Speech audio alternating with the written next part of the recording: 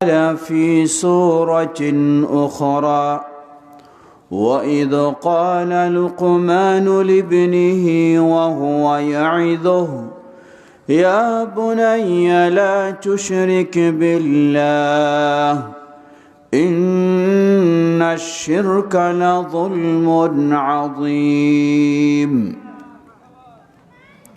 وصح عن النبي صلى الله عليه وسلم أنه قال الله تبارك وتعالى يا ابن آدم لو أتيتني بقراب الأرض خطايا ولم تشرك بي شيئا لأتيتك بقرابها مغفرة رواه أصحاب السنن.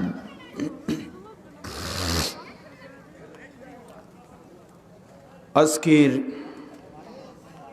এই ওয়াজ মাহফিলের সম্মানিত সুযোগ্য সভাপতি জনাব মাওলানা মোহাম্মদ আবুল হোসেন পাবনবী,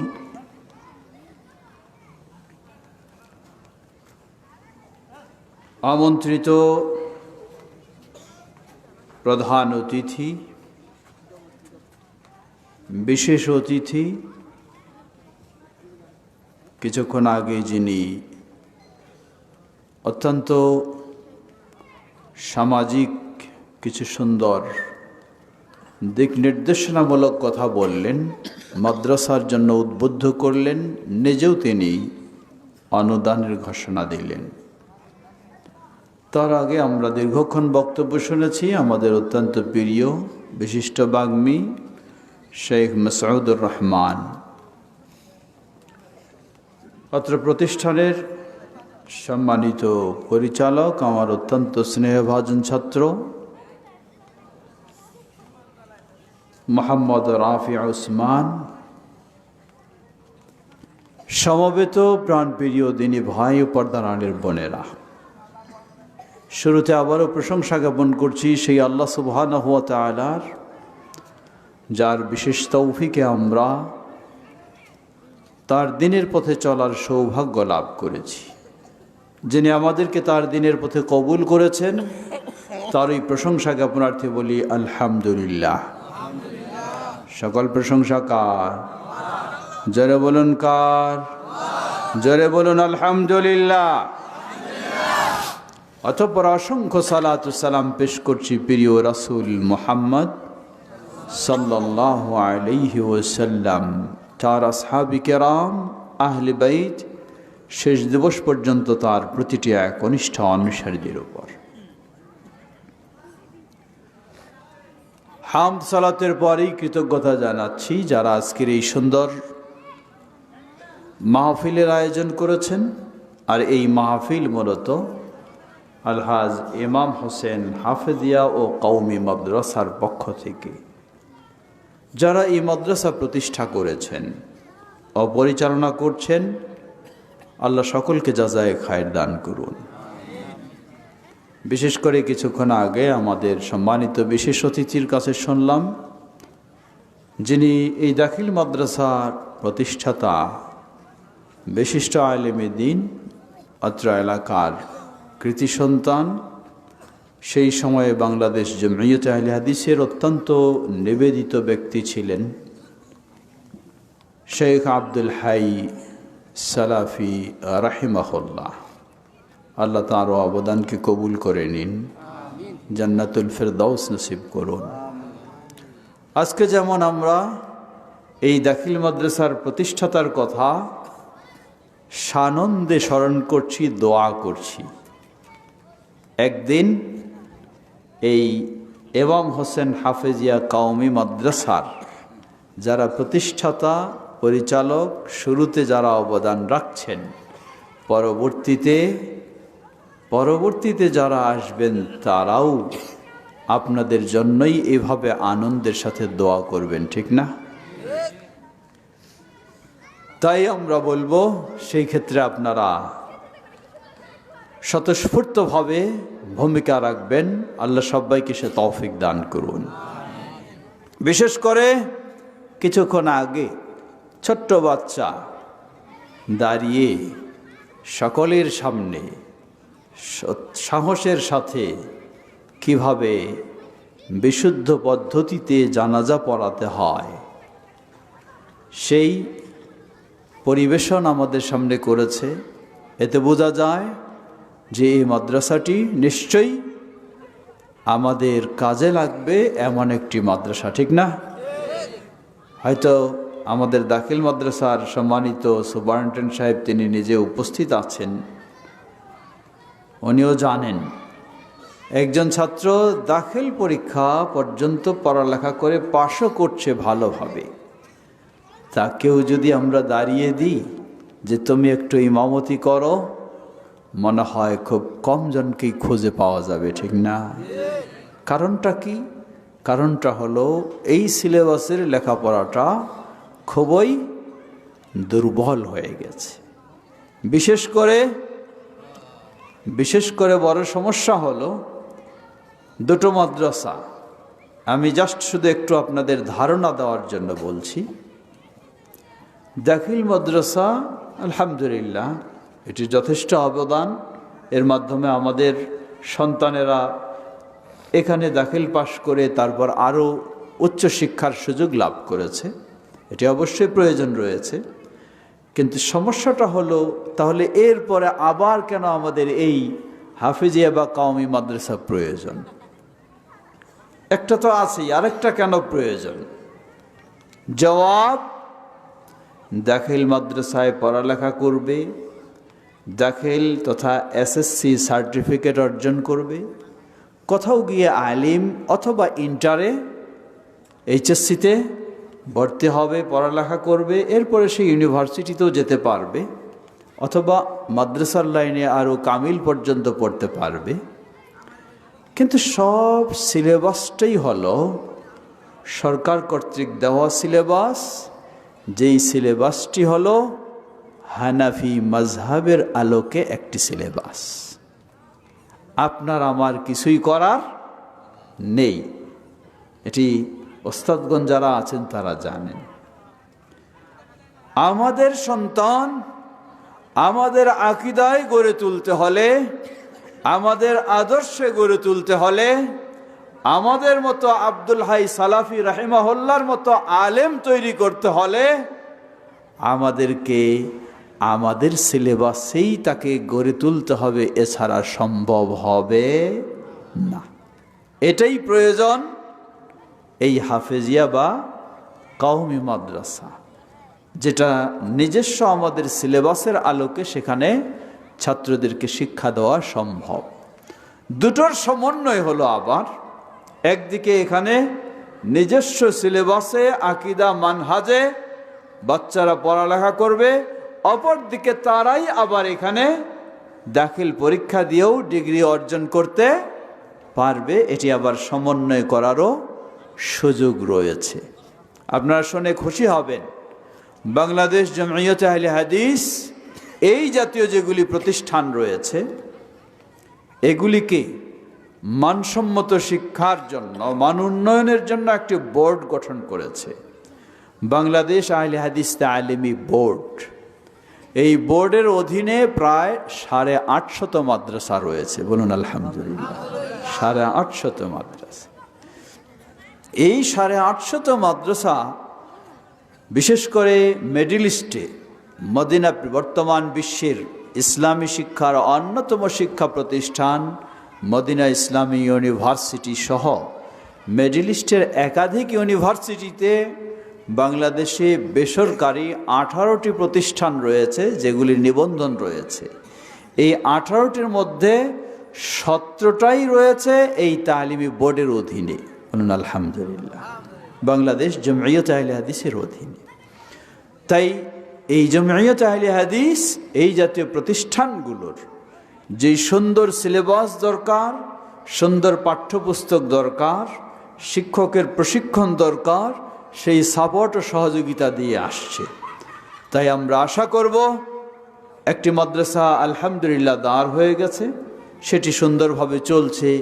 এটিকেও যদি আমরা দাঁড় করতে পারি তাহলে আমাদের সমাজে পরবর্তী পর্যায়ক্রমে নতুন প্রজন্মকে আমরা তাওহীদ ও সুন্নাহর আলোকে ইসলামের সঠিক শিক্ষা দিয়ে গড়ে তুলতে পারবো ইনশাআল্লাহ। আল্লাহ আমাদের সকলকে সেই ভূমিকা রাখার তৌফিক দান করুন, বলুন আল্লাহুম্মা আমিন। প্রিয় ভাইরা আমার, শীত মনে হচ্ছে একটু বেশি, একটু কষ্ট হচ্ছে আপনাদের, তাই না? এই শীত কি জাহান্নামের ঠান্ডার চেয়েও বেশি? হ্যাঁ, সহিহ মুসলিমের হাদিস, আল্লাহ রাসূল সাল্লাল্লাহু আলাইহি ওয়াসাল্লাম বলেন, লিন্নারি নাফাসানি, নাফাসুন ফিশ শিতা ওয়া নাফাসুন ফিস সাইফ। জাহান্নাম বছরে দুটো শ্বাস ছাড়ে, দুটো শ্বাস ফেলে, একটা হলো শীতকালে আর একটা হলো গ্রীষ্মকালে। এই জাহান্নামের ঠান্ডার শ্বাসই হলো শীতের আবহাওয়া,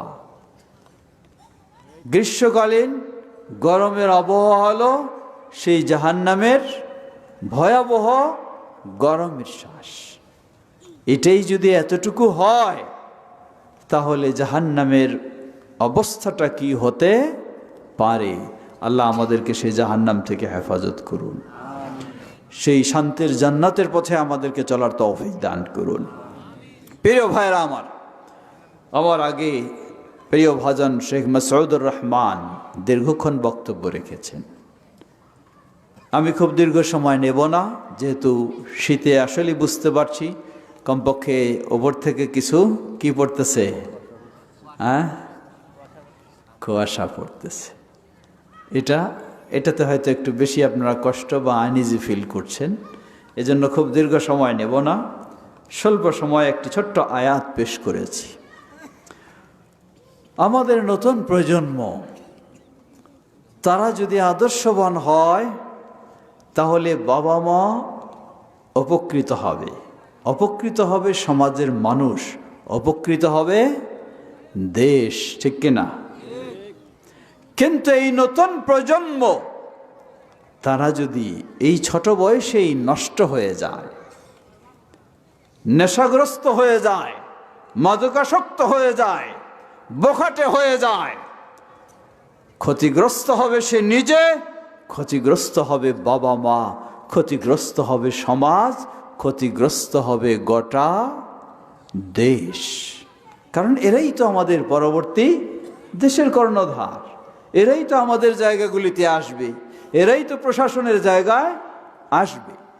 সুতরাং আমাদের প্রতিটি অভিভাবকের দায়িত্ব, আপনার ছেলেকে আপনি ডাক্তার বানাবেন, ইসলাম বাধা দেয়নি, অসুবিধা নেই। ইঞ্জিনিয়ার বানাবেন, ইসলাম বাধা দেয়নি, অসুবিধা নেই। কিন্তু বানাতে হবে আদর্শবান ডাক্তার, ঠিক কিনা? বানাতে হবে আদর্শবান ইঞ্জিনিয়ার, না হলে ওই ডাক্তার ওই ইঞ্জিনিয়ার তারাই দেখবেন সামান্য অর্থের জন্য যত অনিয়ম ও দুর্নীতি করার প্রয়োজন সবটাই করবে, কোনো কমতি করবে না, ঠিক না? এই জন্য আমরা বলবো অবশ্যই আমরা ডাক্তার বানাবো, ইঞ্জিনিয়ার বানাবো, কিন্তু সকলকে প্রাথমিকভাবে কমপক্ষে মৌলিক ইসলামী শিক্ষা দিয়ে যদি তার ভিতরটা কোরআন ও সুন্নাহর আলোয় আলোকিত করতে পারি, তাহলে এই আলোয় আলোকিত হয়ে সে হবে একজন আদর্শ নাগরিক, সে হবে আদর্শ সন্তান, সে হবে আদর্শ একজন ডাক্তার, আদর্শ শিক্ষিত। সব দিক থেকেই সে নিজে নিজেকে উপকৃত করবে, দেশকে উপকৃত করবে, জাতিকে উপকৃত করবে। তাই আমাদের সকলকে সেই চিন্তাটি রাখা দরকার। এজন্য আমাদের কি কর্মসূচি হওয়া উচিত? আল্লাহ সুবহানাহু ওয়া তাআলা বাবা মাকে, পর্দার আড়ালের মা বোনদেরকে একটু স্মরণ করে দিতে চাই। বাবা মাকে আল্লাহ রাব্বুল আলামিন একটা সিলেবাস দিয়েছেন, বাংলা ভাষায় কোরআনের অনুবাদ পাওয়া যায়, সকলে একটু পড়ে দেখবেন, অনুরোধ জানাচ্ছি। সূরা লোকমান, কোন সূরা? সূরা লোকমান, কমপক্ষে 13 থেকে 19 পর্যন্ত এই আয়াতগুলি, সেগুলি আপনি নিজে পড়বেন। সেই আলোকে আপনার সন্তানকে যদি গড়ে তুলতে পারেন, তাহলে এই সন্তানই হবে এদেশের শ্রেষ্ঠ নাগরিক, এই সন্তানই হবে আদর্শ সন্তান। এই সন্তানই আপনার জন্য দুটি হাত আল্লাহর কাছে তুলে বলবে, রব্বির হামহুমা কামা রব্বায়ানি সগীরা। আর যদি সেভাবে গড়তে না পারেন, তাহলে এই সন্তানেই সর্বপ্রথম আপনার কাছেই প্রতিশোধ নেবে আপনার সাথে। বড় যখন হবে তখন আপনাকেই ঘর থেকে বাইর করবে, ঠিক কিনা? আপনাকেই বৃদ্ধাশ্রমে পাঠাবে। বাংলাদেশে মুসলিম অধ্যুষিত এই দেশ, কখনো বৃদ্ধাশ্রম ছিল না, কিন্তু এখন এ দেশেও বৃদ্ধাশ্রম তৈরি হচ্ছে, ঠিক না? কেন? এটা কি ইসলামের শিক্ষা? এটা কি ইসলামের আদর্শ? না, কখনো নয়। এর বড় কারণ হলো আল্লাহ রাসূল সাল্লাল্লাহু আলাইহি ওয়াসাল্লাম বলেন, সহিহুল বুখারীর হাদিস, কুল্লু মাউলুদিন ইউলাদু আলাল ফিতরা ফাআবাওয়াহু ইউহাউইদানি আও ইউনাসসিরানি আও ইউমাজ্জিসানি। পর্দার আড়ালের মা বোনেরাও শুনবেন, যেহেতু মা বোনদের বড় দায়িত্ব হলো সন্তানকে ছোটকালেই গড়ে তোলা, মানুষ করা। বাবার চেয়ে দায়িত্বটা কার বেশি? মায়ের। এজন্য ইসলাম বাবার মর্যাদা দিয়েছে বেশি না মায়ের মর্যাদা দিয়েছে বেশি? রাসূল সাল্লাল্লাহু আলাইহি ওয়াসাল্লাম কাছে সাহাবী জিজ্ঞাসা করলেন, বললেন, হে আল্লাহ রাসূল সাল্লাল্লাহু আলাইহি ওয়াসাল্লাম, আমার সদাচরণ পাওয়ার হকদার কে? বললেন, উম্মুকা, তোমার মা। আবার বললেন, অতঃপর কে? বললেন, তোমার মা। আবার বললেন, অতঃপর কে? বললেন, তোমার মা। বললেন, সুবহানাল্লাহ, মাকে কত মর্যাদা দেওয়া হয়েছে। চতুর্থবার বললেন, অতঃপর কে? বললেন, তোমার বাবা। কেন মায়ের এত মর্যাদা? নিশ্চয়ই মায়ের অবদান অনেক বেশি। মা গর্ভে ধারণ করেছেন, মা কষ্টে প্রসব করেছেন, মা দুধ পান করিয়েছেন। মা এই কঠিন শীতের রাতে, বাবা হয়তো ঘুমিয়ে থাকতে পারেন, কিন্তু মা ঘুমিয়ে থাকতে পারে না। বারবার তার ছোট বাচ্চা সে পেশাবের মাঝে পড়ে আছে কিনা এটির জন্য প্রয়োজনে বারবার জেগে জেগে দেখছে, ঠিক কিনা? এটি মায়ের অবদান, যার কারণে ইসলাম মাকেও শ্রদ্ধা মর্যাদা সেটি সবচেয়ে বেশি দিয়েছে। বলুন সুবহানাল্লাহ। আল্লাহ রাসূল সাল্লাল্লাহু আলাইহি ওয়াসাল্লাম বললেন, কুল্লু মাউলুদিন ইউলাদু আলাল ফিতরা। প্রতিটি শিশু সন্তান ইসলামী আদর্শের উপরে জন্ম লাভ করে। বলুন সুবহানাল্লাহ। এটি বৈশিষ্ট্য অন্যতম, প্রতিটি শিশু সন্তান। এর মানে হিন্দুর ঘরে জন্ম লাভ করলেও সেই ইসলামী আদর্শের উপরে, ইহুদির ঘরে জন্ম লাভ করলেও সেই ইসলামী আদর্শের উপরে, খ্রিস্টান ঘরে জন্ম লাভ করলেও ইসলামী আদর্শের উপরে। কিভাবে? বলবেন কিভাবে? কারণ আমরা যখন রূহ জগতে ছিলাম, আল্লাহ সুবহানাহু ওয়া তাআলা আমাদের কাছে স্বীকৃতি নিয়েছিলেন, আলাস্তু বিরাব্বিকুম, আমি কি তোমাদের রব নই? সবাই আমরা কি বলেছি? বালা, হ্যাঁ, আপনি আমাদের রব। এর মানে যে আজকে ইহুদি, যে আজকে খ্রিস্টান, যে আজকে হিন্দু, সেও রূহ জগতে আল্লাহকে রব হিসাবে স্বীকার করেছে, ওই আকীদা আদর্শের উপরে জন্ম লাভ করেছে।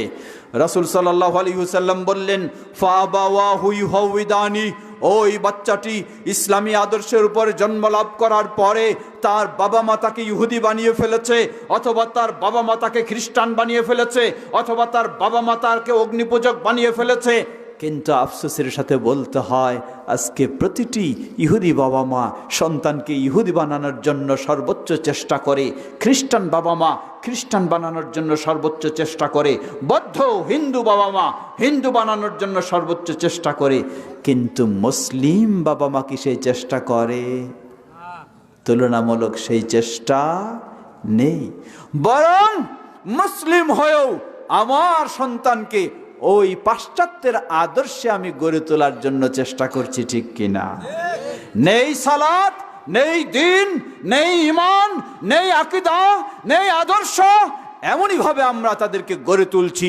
তার পিছনে কত টাকা পয়সার প্রয়োজন, অসুবিধা নেই, দিতেছি, সব কিছু যোগান দেই, কিন্তু একটু ভাবি না, একটু চিন্তা করি না আমার ছেলে কি আমার মতো মুসলিম হচ্ছে কি না, আমার ছেলে আমার মতো নামাজি হচ্ছে কি না, আমার মেয়ে আমার মতো দিনদার হচ্ছে কিনা একটু ভাবি না।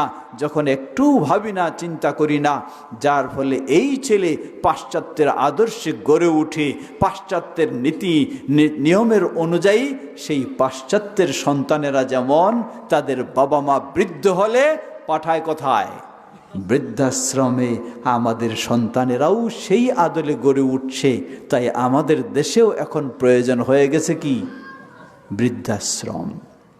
সুতরাং বলবো, আপনি আপনার সন্তানকে ডাক্তার বানাবেন, ইসলাম বাধা দেয়নি।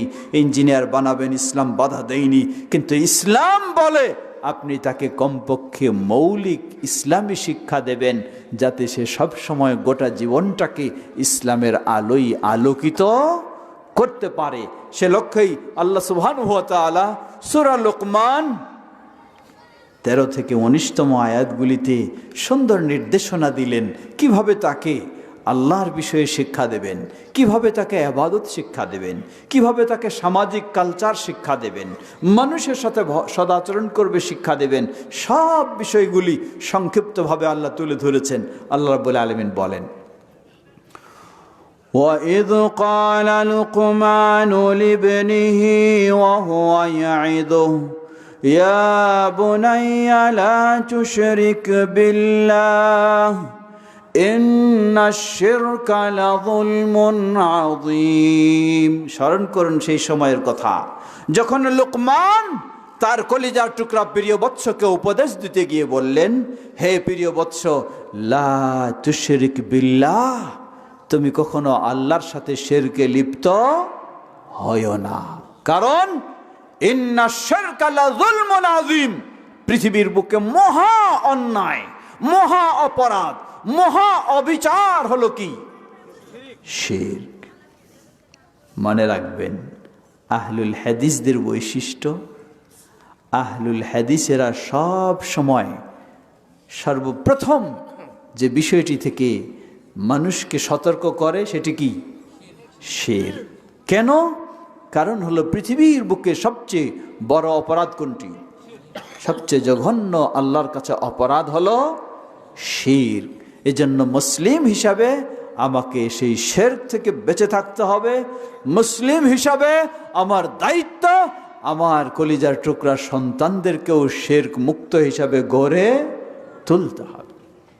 একজন মানুষ জীবনে অনেক ইবাদত করেছে, কিন্তু যদি তিনি বড় শিরকে লিপ্ত হন, তাহলে তার জীবনের সব ইবাদত মুহূর্তের মাঝে কি হবে? বরবাদ হয়ে যাবে।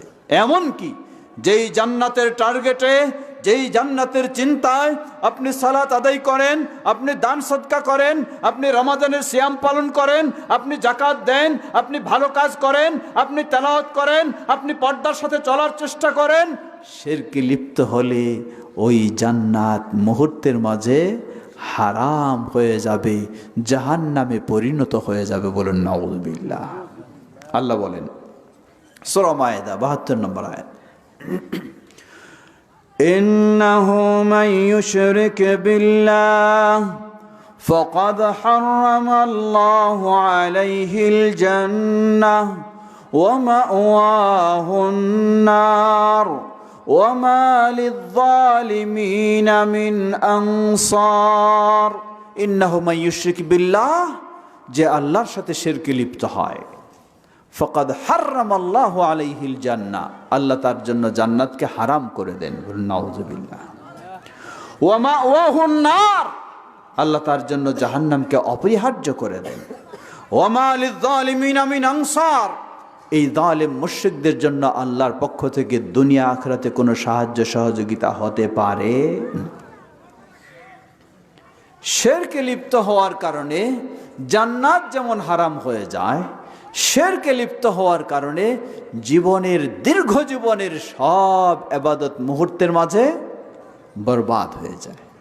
আল্লাহ বলেন, ওয়ালাউ আশরাকু লাহাবিত আনহুম মা কানু ইয়ামালুন, যদি তারা শিরকে লিপ্ত হয় তাহলে অতীত জীবনে দীর্ঘ 10, 20, 30, 40, 50, 60, 100 বছর ধরে যত ভালো কাজ করেছে সবগুলি বরবাদ হয়ে যাবে। বলুন নাউযুবিল্লাহ। কি ভয়ঙ্কর বিষয়।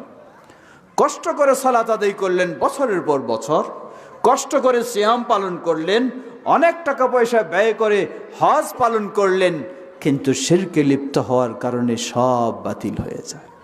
এই জন্য ছোট্ট একটি উদাহরণ দিয়ে বোঝানোর জন্য আমি বলে থাকি অনেক সময়, আপনি একটি বিল্ডিং তৈরি করলেন, বিশাল বড় বিল্ডিং 100 তলা, কতদিন লাগবে বানাতে?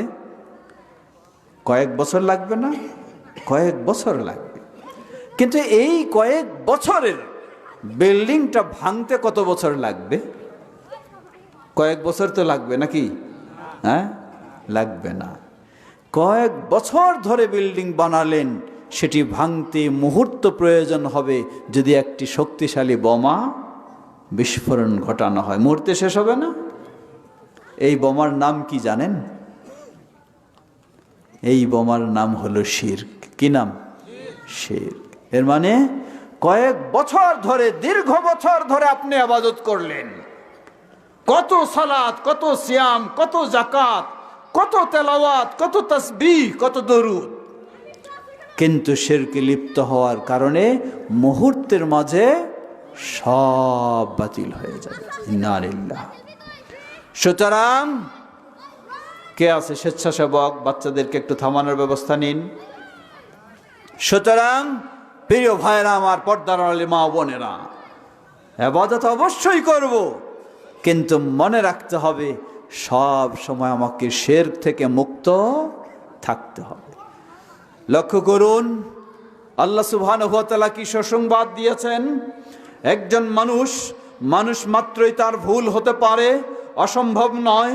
চতুর্দিক থেকে ইবলিস আমাদেরকে ঘিরে রেখেছে, অন্যায় জড়িত করার জন্য সে সর্বদাই চেষ্টা করে যাচ্ছে। আল্লাহ সুবহানাহু ওয়া তাআলা বলেন হাদিসে কুদসি, ইয়া ইবনা আদম লাউ আতাইতানি বিকুরাবিল আরদি খাতায়া ওয়া লাম তুশরিক বি শাইআ লা আতাইতুকা বিকুরাবিহা মাগফিরা। হে আদম সন্তান, জেনে রাখো তোমার জন্য সুসংবাদ হলো, লাউ আতাইতানি বিকুরাবিল আরদি খাতায়া, মানুষ হিসাবে ভুল হতে পারে, তুমি যদি গোটা পৃথিবীর সমান ভুল করে, অপরাধ করে আমার কাছে আসো, খেয়াল করুন, গোটা পৃথিবীর সমান অপরাধ করে যদি তুমি আমার কাছে আসো, শর্ত একটি, ওয়ালাম তুশরিক বি শাইআ, আমার সাথে কখনো শিরকে লিপ্ত হও নাই।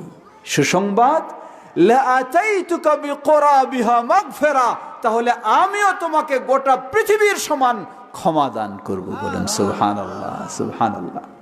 প্রিয় ভাইরা আমার, এই জন্য আহলুল হাদিসেরা সবসময় গুরুত্ব দিয়ে থাকে, আমাকে বিরত থাকতে হবে কি থেকে? শিরক থেকে। আমাদের সন্তানদেরকেও সেভাবে গড়ে তুলতে হবে, তাহলেই আমরা আমাদের সন্তানদেরকে আদর্শ সন্তান, জান্নাতি সন্তান হিসেবে গড়ে তুলতে পারবো ইনশাআল্লাহ। আল্লাহ আমাদের সে পথেই অগ্রসর হওয়ার তৌফিক দান করুন। পর্দার আলের মা বোনেরাও শুনেছি অনেকজন এসেছে। নারী বেশি না পুরুষ বেশি? হ্যাঁ, নারী বেশি। নারীদের গল্পও বেশি নাকি? এজন্য বলি, নারীরা কি ওয়াজ শুনতে আসে না ওয়াজ করতে আসে? ওয়াজ করতে আসে, কারণ তারা বসে একটু সময় পেলে, এই শীতের রাতে কষ্ট করে বাড়িঘর ছেড়ে এসেছে, কিন্তু দেখবেন গল্প নিয়ে ব্যস্ত। কে কি রান্না করতে পারে, কে কি খায়, কার স্বামী কেমন, কার পোশাক কেমন, কার শ্বশুর শাশুড়ি কেমন, এই গল্প নিয়ে ব্যস্ত হয়ে যায়। পর্দার আলের মা বোনদেরকে একটু স্মরণ করে দিতে চাই, আল্লাহ রাসূল সাল্লাল্লাহু আলাইহি ওয়াসাল্লামকে জাহান্নাম দেখানো হলো। তিনি বললেন, আমাকে জাহান্নাম দেখানো হলো, আমি দেখলাম জাহান্নামে অধিকাংশ জাহান্নামীরাই পুরুষ নাকি? অধিকাংশ জাহান্নামী নারী। হয়তো বলবেন পর্দার আলের মা বোনেরা যে আপনারা আমাদেরকে ছোট করছেন। জবাব, না, আপনাদেরকে ছোট করিনি, আপনারা এই ছোট হওয়ার পথটাকে বেছে নিচ্ছেন, ঠিক কিনা?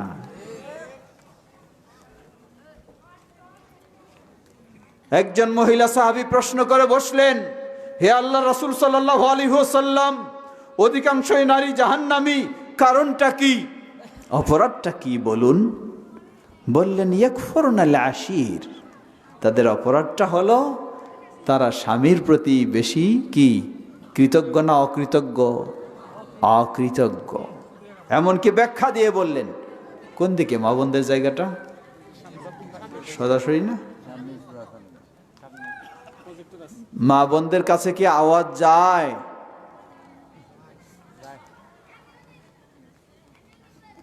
পর্দার আলের মা বোনদের কথাগুলি একটু শুনতে চাই। এখানে কি গল্পের জন্য এসেছেন আপনারা? যারা গল্প গুজবে এখনো ব্যস্ত, অনুরোধ জানাবো আপনি চলে যান বাসায়।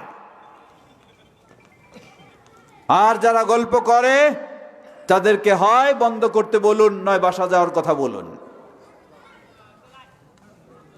এই কঠিন ঠান্ডার মাঝে আপনি গল্প নিয়ে ব্যস্ত, কি জন্য এসেছেন এখানে? মহিলা সাহাবী জিজ্ঞাসা করলেন, হে আল্লাহ রাসূল সাল্লাল্লাহু আলাইহি সাল্লাম, অপরাধটা কি তাদের? বললেন ইয়াকফুরনাল আশির, তারা কি করে? স্বামীর প্রতি অকৃতজ্ঞ বেশি। এমনকি ব্যাখ্যা দিলেন আল্লাহ রাসূল সাল্লাল্লাহু আলাইহি সাল্লাম, বললেন তুমি যদি গোটা জীবন তোমার স্ত্রীকে দিয়ে আসো যা চেয়েছে তাই, একদিন যদি দিতে না পারো বলে ফেলবে তোমার কাছে জীবনে কিছু পাইলাম না। এই অপরাধের কারণেই অধিকাংশ জন কোথায়? জাহান্নামে। আরো অপরাধ রয়েছে, তবে আমরা এটা দিয়ে মা বোনদেরকে ছোট করতে চাই না। একদিকে যেমন বলতে পারি জাহান্নামীদের সংখ্যা হলো, বেশি সংখ্যা হলো নারী, অপরদিকে জানতে চাই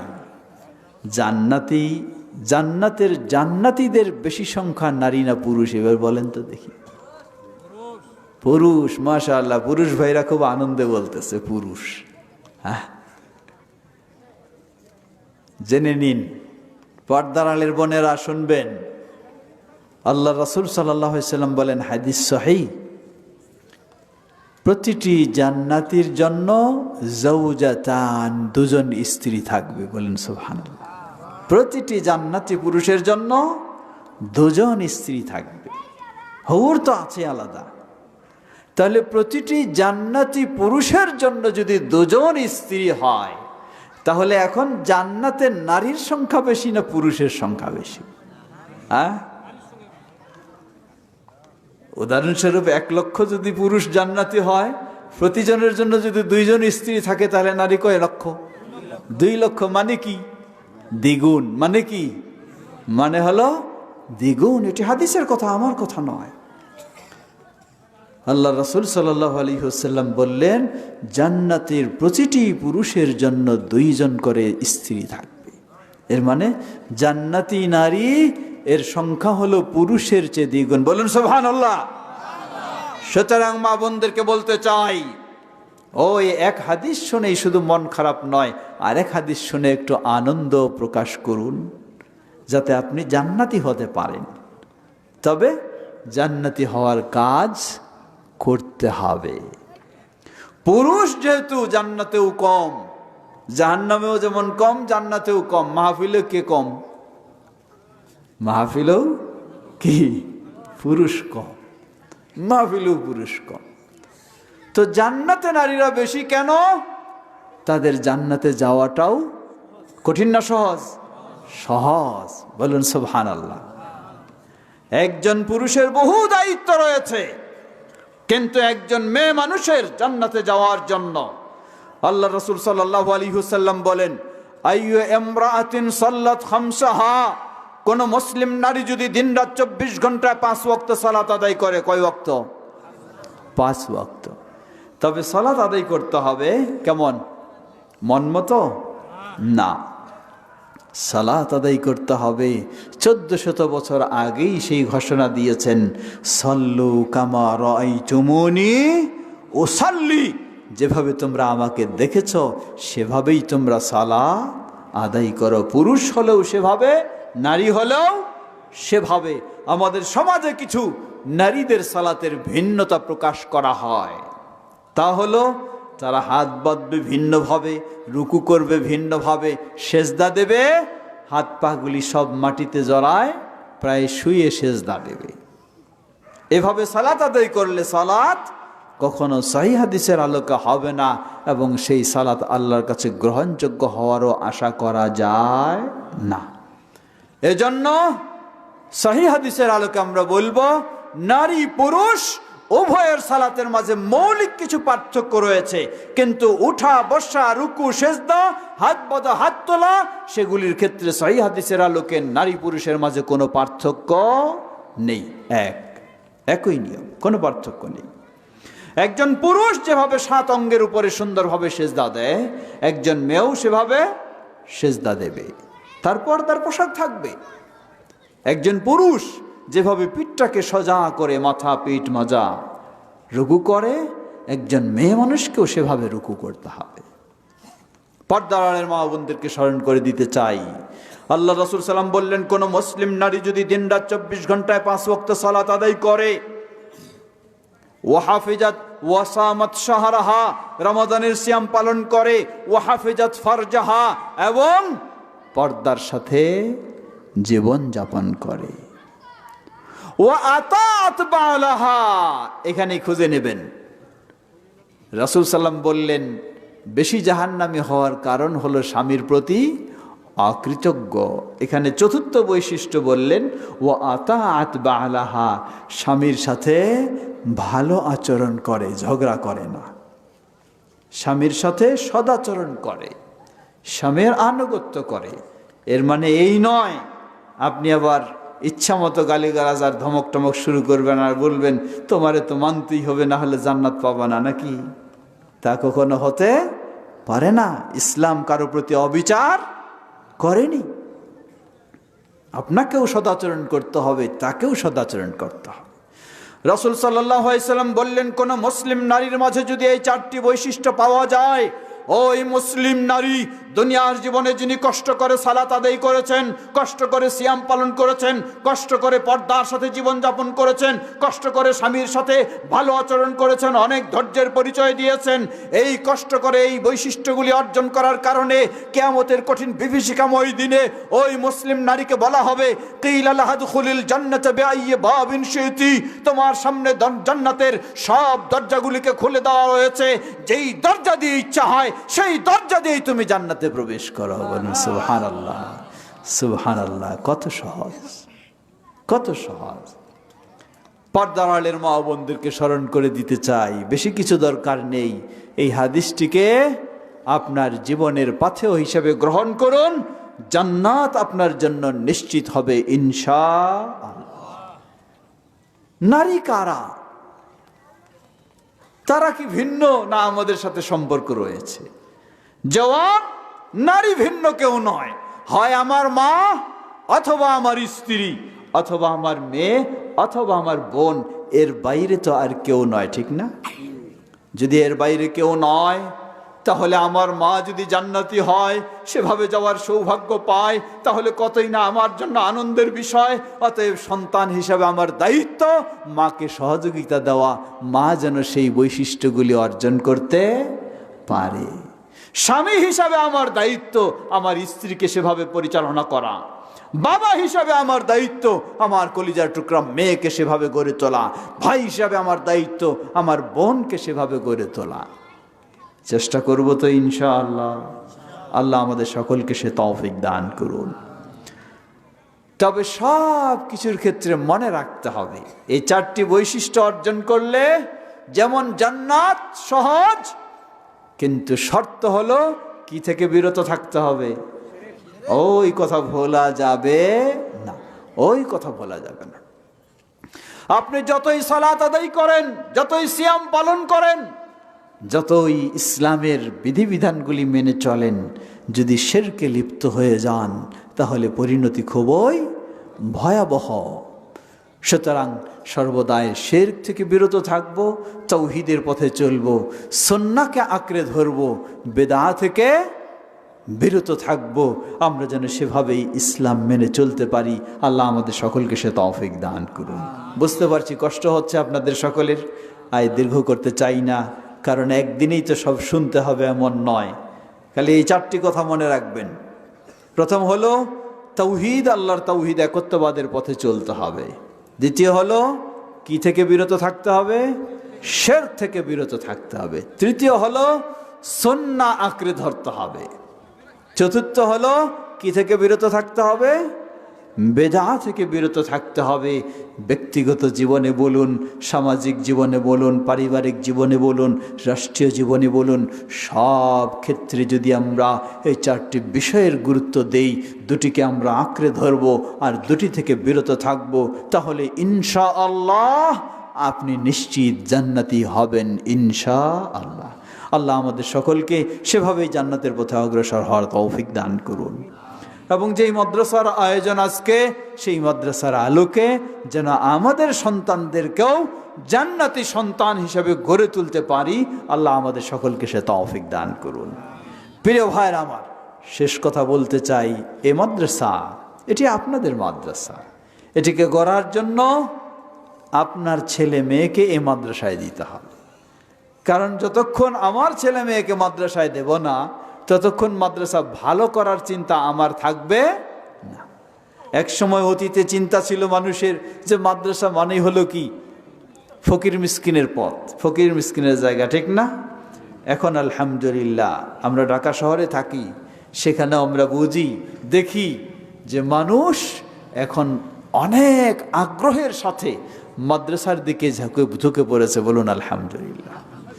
কারণ বুঝতেছে মানুষ, আমার ছেলেকে দেশের সেরা শিক্ষা প্রতিষ্ঠানেও যদি পড়াই, এরপরেও দেখা যায় ওই ছেলে সর্বপ্রথম আমার সাথেই দুর্ব্যবহার করছে, ঠিক কিনা? কিন্তু যদি মাদ্রাসায় পড়াই, সেখানে যেমন কোরআন হাদিস শিখবে, তেমনইভাবে বাংলা ইংলিশও শিখবে, বিজ্ঞানও শিখবে, কম্পিউটারও শিখবে, কোনোটাই বাধা নেই। তাই ওই সন্তানই হলো আদর্শ সন্তান হয়। তাই আজকে মানুষ মাদ্রাসার দিকে ঝুঁকেছে। প্রিয় ভাইয়েরা আমার, আনন্দের সাথে জানাতে চাই, সেই বাইপাইল আপনাদের থেকে খুব কাছে, বাইপাইলে বিশাল ক্যাম্পাস বাংলাদেশ জমইয়ত আহলে হাদিসের, সেখানে আল্লামা ডক্টর মোহাম্মদ আব্দুল বারী রাহিমাহুল্লাহর দীর্ঘদিনের স্বপ্ন international Islami university of science and technology গড়ে উঠেছে, শিক্ষা কার্যক্রম চলছে। বলুন আলহামদুলিল্লাহ। আমাদের সন্তানেরা যারা এইচএসসি পাশ করেছে বা আলিম পাশ করেছে, তাদের সেখানে আল কোরআন এন্ড ইসলামিক স্টাডিজে হোক অথবা কম্পিউটার সায়েন্সে এবং ত্রিপলি বিবিএতে, সেগুলিতে ভর্তি কার্যক্রম চলছে। আপনারা সংবাদ দেবেন যেন সেখানে ভর্তি হয়, আমাদের সন্তানেরা সুন্দর পরিবেশে পড়ালেখা করতে পারে। সেই সাথে ওই বিশাল ক্যাম্পাসে আগামী ফেব্রুয়ারি মাসের 7 ও 8 তারিখে দুদিন ব্যাপী মহাসম্মেলন অনুষ্ঠিত হবে ইনশাআল্লাহ। সেই সম্মেলনেও আপনাদের সকলকে দাওয়াত জানাচ্ছি। পরিশেষে সবাই মিলে যেন আমরা এই মাদ্রাসাকে যেমন প্রতিষ্ঠিত করে ফেলেছি, আলহামদুলিল্লাহ লাইন মতো চলছে, আমাদের নতুন যে মাদ্রাসা যেটি হাফেজি এবং কওমি, সেটিকেও যেন আমরা প্রতিষ্ঠিত করতে পারি, সেই আহ্বান রেখে আমি আমার সংক্ষিপ্ত কথা শেষ করতে চাই। আল্লাহ আমাদের সকলকে সে তৌফিক দান করুন। জি, আপনারা নিশ্চয়ই হয়তো মাদ্রাসায় সহযোগিতা অনেক করেছেন। আমি আহ্বান জানাবো, সবসময় যতদিন এই মাদ্রাসা রয়েছে ততদিন অবশ্যই সহযোগিতা করবেন ইনশাআল্লাহ। এখানেও কেউ যদি নগদ দিতে চান, আমাদের দায়িত্বশীলরা আছে, তাদের কাছে দেবেন। একটি ছোট্ট কথা মনে রাখবেন, স্মরণ করে দিচ্ছি। আল্লাহ সুবহানাহু ওয়া তাআলা বলেন, ওয়া তাআওয়ানু আলাল বিররি ওয়াত তাকওয়া ওয়া লা তাআওয়ানু আলাল ইসমি ওয়াল উদওয়ান। তোমরা কল্যাণের কাজে, তাকওয়ার কাজে সহযোগিতা করো, গুনাহের কাজে, বিদ্বেষের কাজে সহযোগিতা করো না। আপনার কাছে বহু মাদ্রাসা সহযোগিতা চাইতে আসবে। যদি ওই মাদ্রাসায় কি হয়, সেই শিরকি আকীদা শিক্ষা দেওয়া হয়, বেদাতি আমল শিক্ষা দেওয়া হয়, তাহলে সেখানে আপনার সহযোগিতা দেওয়ার সুযোগ নেই। যারা দায়িত্বশীলরা আছে তারাও ভিতরে যেতে পারে। আপনারা এখানে যারা আগ্রহী আছেন, এখন এখানে দিয়ে যেতে পারেন, আমাদের আছে। আর যেই মাদ্রাসায় তাওহীদ এবং সুন্নাহর, জি আমাদের ভাই নাজিম শিকদার, তিনি 2000 টাকা মাদ্রাসার জন্য